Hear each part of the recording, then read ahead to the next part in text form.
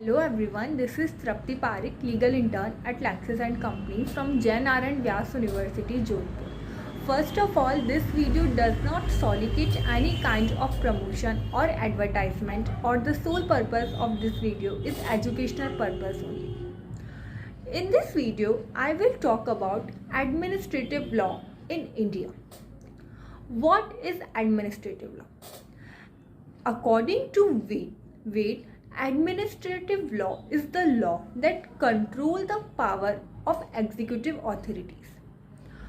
C.K. Takwani defined administrative law as administrative law is integral branch of the constitution which deals with the power and duties of administrative authorities. Now, what are the administrative law in India? Administrative law took its modern form during the British Raj, but it remained when Constitution was incorporated in 1947, which established the rule of law. Certain administrative authorities are mandated by the Constitution, such as Public Service Commission, Election Commission, and Finance Commission. The principle of administrative authorities flow from our Asian roots, such as the idea of dharma, which being supreme. The king was expected to govern through the dharma. It was considered to be above the king that today was transformed to the rule of the law and not of the one particular individual or authority. What are the relation between administrative law and constitutional law? According to Dr. Keith, it is logically impossible to distinguish administrative law from constitutional law, as it is a genius from administrative law is a species. According to Professor Janning, administrative law deals with the organization, functions, power, and duties of administrative authorities.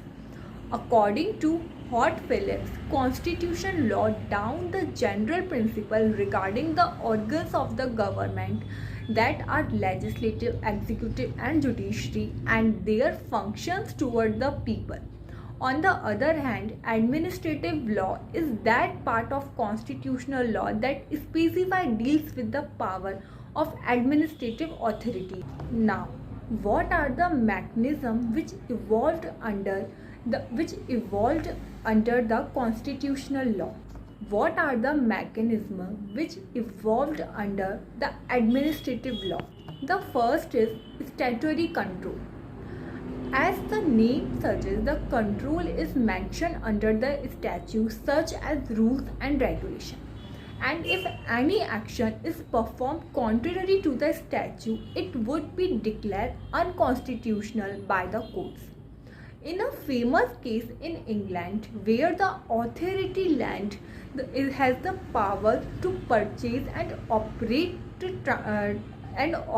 tramway, it was a duty held by the House of Lords, and the authority did not have the power to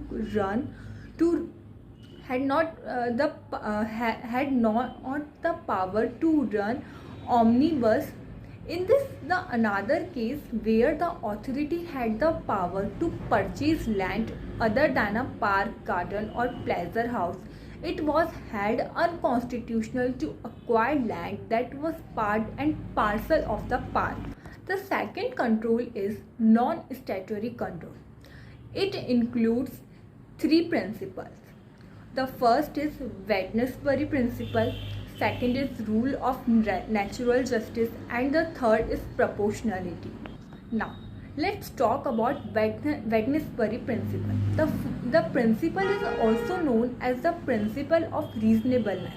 The action of administrative authority can be challenged based on the reasonableness. Lord Green developed these principles in the famous case of Associated Principal Picture House versus Wednesbury Corporation.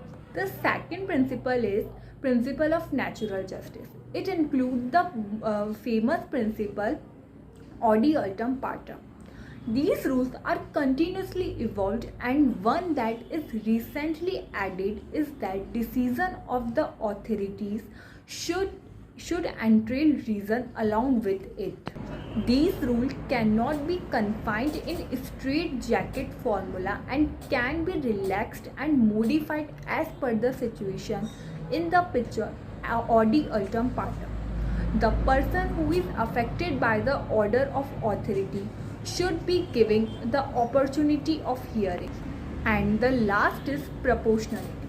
The latest addition of the principle of natural justice is proportionality. The explanation for this principle lays down to imply means employed to achieve an end should be balanced and proportional.